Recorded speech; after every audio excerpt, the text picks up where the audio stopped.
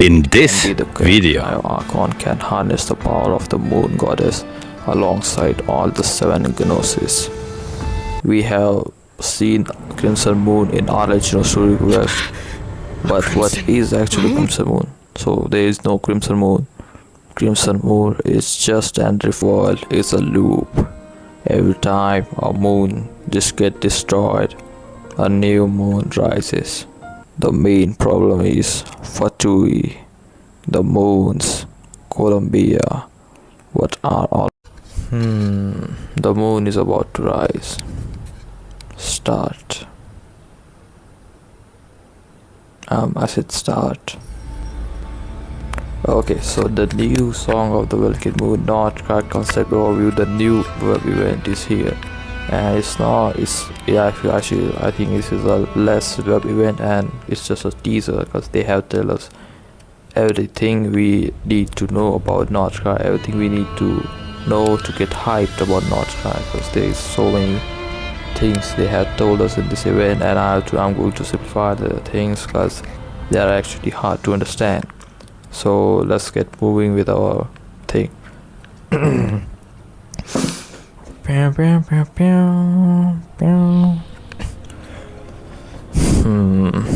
The three moons emerging together and became one moon. The Trinita, moon goddess who once shared the primordial celestial sphere and wove love, passion into the very heart of the world, have long since faded into the shadow of time. So basically they are trying to tell us that the three moon goddess, the goddess of three moons who once had the primordial celestial sphere and brought love and passion to the world, have mostly been forgotten over time. This is what they are trying to say. Is I don't actually understand what they are referring to, but let's get moving so we'll understand what are they trying to referring to. Okay, so yet those who follow the tides still sings and pray for the new moon is set to rise. Basically they are trying to say those who follow the tides still sings and pray because the new moon is about to rise. We have seen Colombina in New Genshin. She was singing besides the moon and praying for new moon to rise. But what happened to moon? Is the last moon got destroyed or something? Well, yes, when Mavika broke the fake sky, we can see the last moon got destroyed. Now everyone has to pray and sing for the new moon to rise. Well, that's just my theory, but we don't have time for theories. We have so much other things to cover in this new variant, so let's keep moving. When the eternal moon fell, the heavens earth were thrown into chaos. When the eternal moon fell, the heavens earth were thrown into chaos.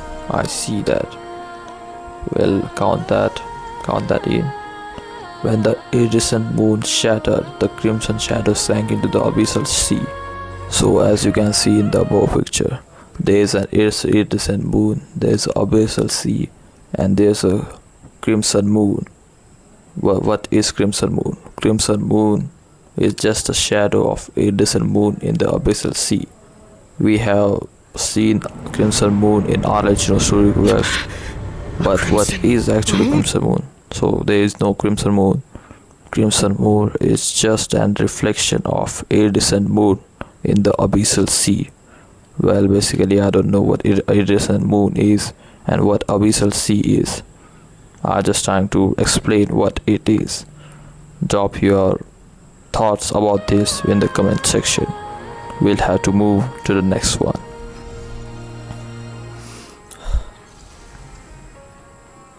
When the frost moon ceased to turn, nation flattered and fell into ruin. This brings back memories of Enconomia. Enconomia once was a nation and fell into the depth of abyss. Basically, I lack information about this content because Frost Moon is something that will release in North Krai, so I do not have nothing to talk about this now. Let's move to the another thing. The world, no longer sheltered by eternity, marches toward its final breath. Yet, from the ashes, the new moon rises, its ascent spinning the wheel of fate anew. So basically, they are trying to say us the world, no longer protected by eternity, moves towards its end, but from the ruins, the new moon rises, starting the new cycle of fate. So they can try to tell us that the world is a loop. Every time a moon just gets destroyed, a new moon rises. Another moon gets destroyed, a new moon rises. Another moon gets destroyed, a new moon rises. And the cycle continues. That is actually terrifying. But it is just my theory. It can be true, it cannot be true. And that is what is interesting about this web event. They have given us so many questions, and we'll get the answer of those questions in the North Krai Archon quest. So stick to the Genshin and you'll get the answers. The wheel of fate points in 11 directions. The wheel of fate. Fortui. The pastor edict, the highest of command, has been declared with it. The Fatui has been summoned back to Sentinel and dispatched to North Krai. The people stare and wonder for what purpose does his army, bearing the banner of the Pale Star, come to their city, or whereas the question should be for whom. Okay, so the Fatui has summoned back to Sentinel and dispatched to North Krai. For what? I think we don't know for what. We'll know it in the 6.0 version. That's quite interesting.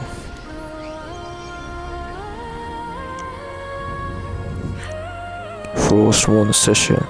The descendants of the legendary Golden Realm would choose to find a new home somewhere among the mountains and forests after abandoning their ancient civilization. The only thing they foresaw was the faith in the moon goddess.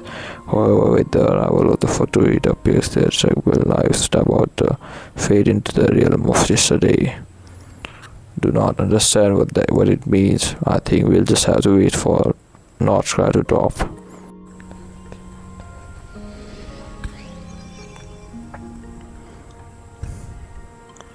Light Keepers. This is the most interesting thing I found in North Krai. The ancient organization that has long defended the North Krai's freedom, peace against the ceaseless incursions and wild hunt attacks launched by the Abyss, now severely weakened from battle past. In the faces now threats, none can say sure if the new generation of Ratniki will remain able to carry out their missions. I see. So the Light Keepers are in weakened stage. I see. That is why they need Knights of Favonius to help them. Well, we still don't have a clue if the Knights of Favonius are there to help Light Keepers or they are minding their own business in North Krai. But we'll sure find it in the 6.0 version of Genshin Impact. So stick to Genshin Impact. Let's see what the list we have. Hezenzical. Located at the edge of the world, North Krai has always been the stage where conflicts drama unfolds one after another. How could the Hezenzi probably miss out the golden opportunity? I do not have any information about Hezenzi, and I don't know what it is. So let's move to another one.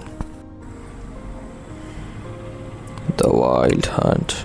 The armies of the beast sweep across the wilderness and canyon like a storm, and if you venture close enough, you may even hear their eerie whisper. Their lost, soulless monster appears to be silently searching for something.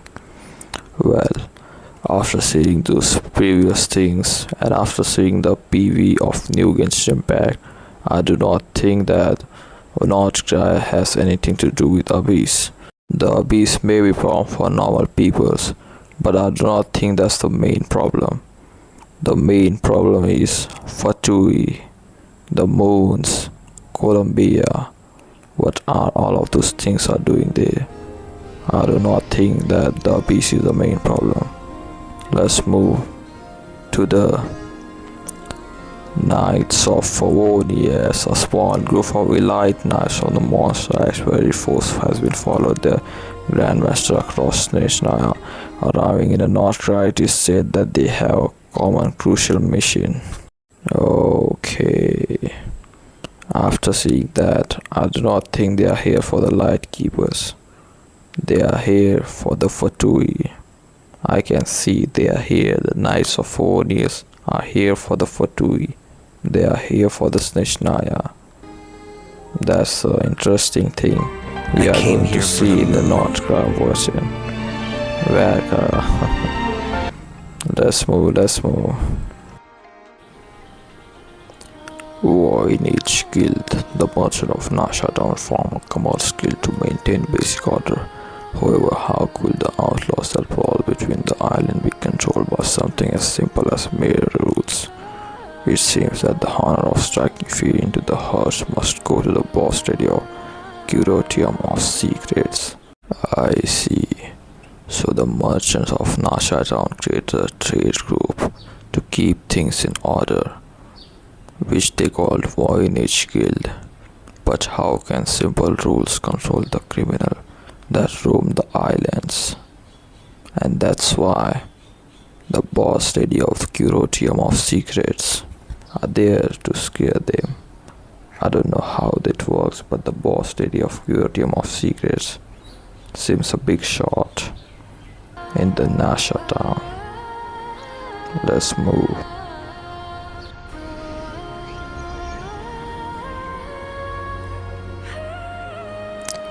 Treasure hoarders.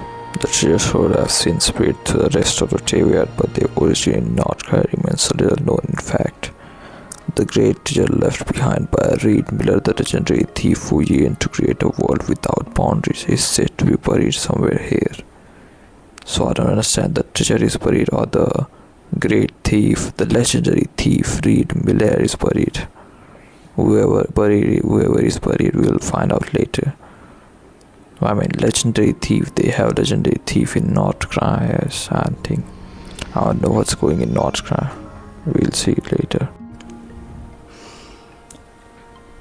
Snowland Fae, the Fae who once followed the first Krai Archon, the Blades are ruling the Northlands in their entity. Through now sure of their former glory, they still influence the nation in their own way. One can only guess what path they will take as calamity draws even closer. I see, so they are talking about the first Krai Archon. And the name of the first Krai Archon is Belizar. I thought Tasaria will be the first Krai Archon. I think the original Archons are only Venti and Chongli. Let's move. We'll see this in 6.0. Let that be. Let that content is a in-game content. That's a 6.0 content. We are not going to do anything about that.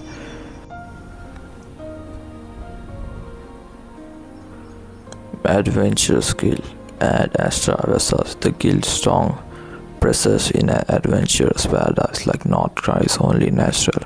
A certain important figure from the guild headquarters is preparing to welcome you as a sign of respect. I see. So we are going to see Catherine in North Krai too. I don't know if the Catherine will be in the Snezhnaya. We'll see it later. Catherine is there in North Krai too. Clang Clang Krumake Crafter. It's begun as a small workshop with a certain priority used to research the world's best Krumake machine. But over time, after the creation of many electric inventions, it gained a new identity as a famous machine workshop. Be sure to mind your manners when begging the genius for a favor through or whatever component she gives you might be liable to cough out a nasty Krumake at any time. I don't know what they've been talking about now. I do not understand what are they talking about, but seems good, seems fine. We'll see this in North Krai. I'm not actually that interested in this craft shop. Let's move. Seems like we have seen all the 11 directions. The only thing I'm interested about is the light keepers, the moons, the Cryo Archon, the Frost Moon, and that's all it is. The light keepers and all the things.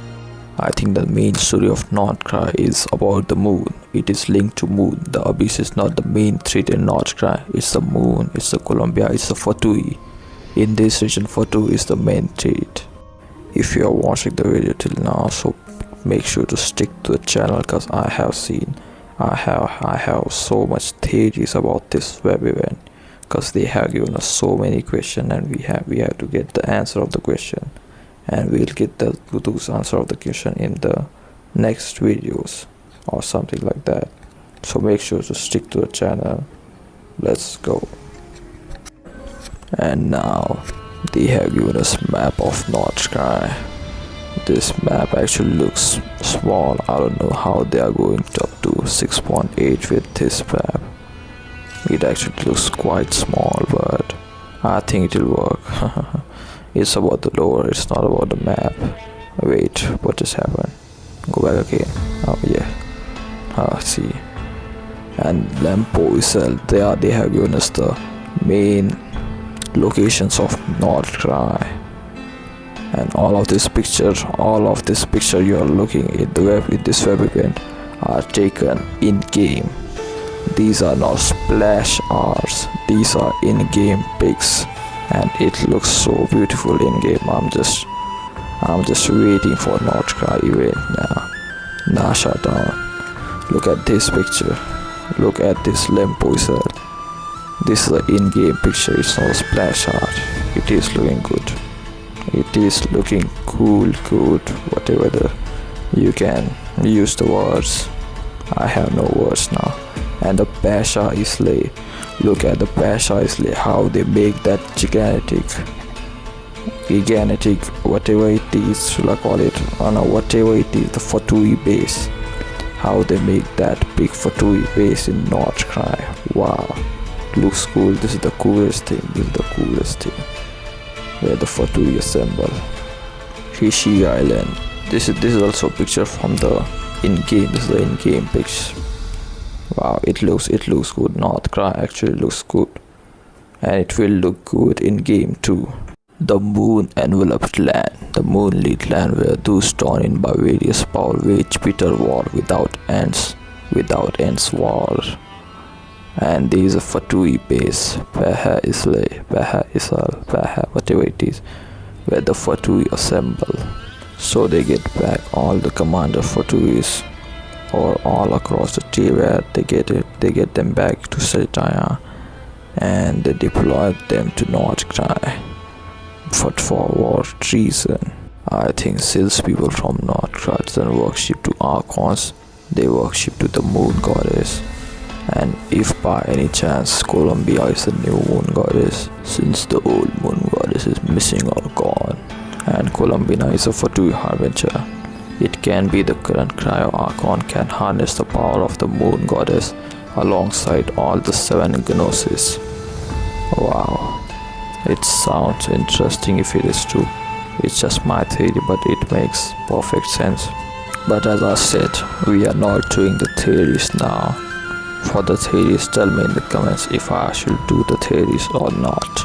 Let's move to the Hisi Island, remnants of the moonlit world. So the people who live here worship the moon goddess. And there were so many people who were saying that it's Columbina on the statue of 7. First of all, that's not the statue of 7. And second of all, that's not Columbia. That's a moon goddess on that statue. You all have to understand that it is the moon goddess on that statue. That's all it for the Hisi Island. I do not contain information, and there's nothing to talk about the Hisi Island. Nasha Town. The town actually looks great. These are all the pictures from in-game, and it looks so good. It looks so cool. I'm just waiting for North Krai to drop now. I think they should just skip 5.8. What is 5.8? Just skip it. I'm not waiting for 5.8. Please skip the 5.8. You wish to buy a weapon absolutely this. It is here. In Northcast's second best forge.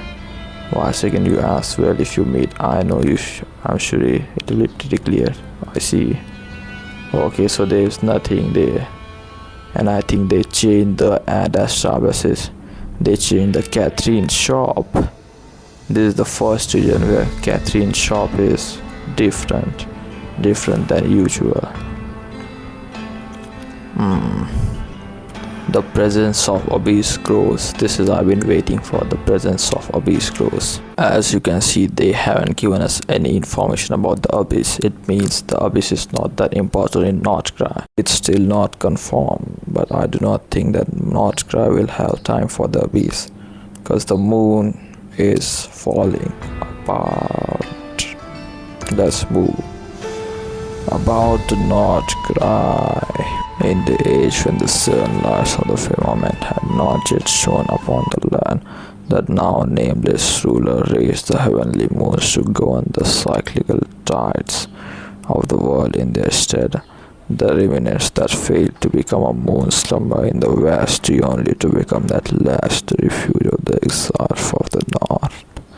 Neither the withering tide of the darkness nor the mad monk who spoke in the strange tongue could break this land's spine. Yet now, beneath the new moon, calamity stirs once more to drone the world its maw. Let me simplify the sentence for you. Long ago, before the star lit up the sky, a ruler who is now forgotten used the moons to control the tides of the world.